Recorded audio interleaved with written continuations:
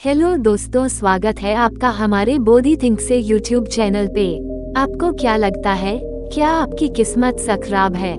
गौर से अपनी जिंदगी को देखो और समझने की कोशिश करो कि क्या सच में आपकी किस्मत खराब है। आपको आपकी किस्मत इसलिए खराब लगती है क्योंकि आप सिर्फ उन चीजों को देखते हैं जो आपके पास नहीं है।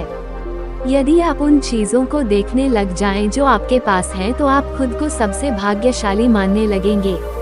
इस बात को हम दो बच्चों की किस्मत की कहानी के माध्यम से समझाने की कोशिश करते हैं। एक शहर में दो बच्चे रहते थे, सोनू और आदित्य। सोनू एक मिडिल क्लास परिवार का बच्चा था, जिसका एक साधारण सा घर था। उसके घर के ठीक सामने एक बहुत बड़ा बंगला था, जिसमें आदित्य नाम का एक बच्चा रहता था। आदित्य के पापा एक बहुत बड़े बिजनेसमैन थे, इसलिए वह हमेशा काम में व्यस्त रहते थे और उसकी मम्मी किटी पार्टियों में व्यस्त रहती थी। आदित्य हमेशा अकेला महसूस करता था। आदित्य के पास एक बहुत बड़ा कमरा था, जिसमें बहुत सारे खिलौने थे, लेकिन आदित्य उन खिलौनों को देख देख कर बोर हो चुका था। ये खिलौनों से नहीं खेलना चाहता था। उसके बंगले पर बहुत कड़ी सिक्योरिटी थी, इसलिए वह बाहर खेलने नहीं जा सकता था। वह अपने कॉरिडोर से नीचे खेलते हुए बच्चों को देखता था, तो उसका भी मन करता था कि वह भी जाकर खेले। वो हमेशा मन में सोचता रहता था कि यह सामने वाले घर का बच्चा कितना किस्मत वाला है, मैं इसे हमेशा ही खेलते हुए देखता हूँ, और एक मैं हूँ जो खेलने भी नहीं जा सकता। मेरी किस्मत कितनी खराब है और इस बच्चे की कितनी अच्छी किस्मत है। दूसरी तरफ सोनू था, जिसके पापा के पास एक स्कूटर था। इस स्कूटर से उसके पापा उसे रोज स्कूल से लाया ले जाया करते थे। सोनू भी हमेशा आदित्य को देखता रहता था। वह मन में सोचता था, ये कितना अमीर है, इसके पास कितने अच्छे कपड़े और जूते हैं। ये तो हमेशा कार में सफर करता है और मुझे गर्मी हो या सर्दी उसी स्कूटर पर जाना पड़ता है।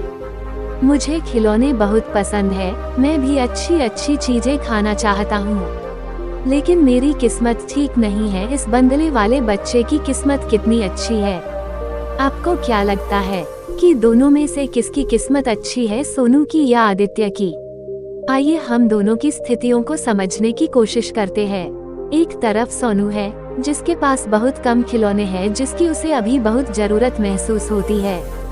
यह उसके बचपन की एक बहुत ही जरूरी चीज है, जो कि उसके पास मौजूद नहीं है।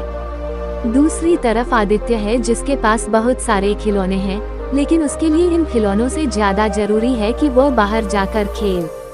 सोनू अच्छे अच्छे कपड़े पहनना चाहता है, आराम से गाड़ी से स्कूल जाना चाहता है, जो कि कहीं ना कहीं हर इंसान चाहता है कि उसे आरामदायक जिंदगी मिले।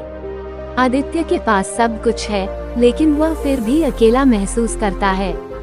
उसके माता पिता हमेशा व्यस्त रहते हैं। एक बच्चे के लिए इससे बुरी बात क्या हो सकती है?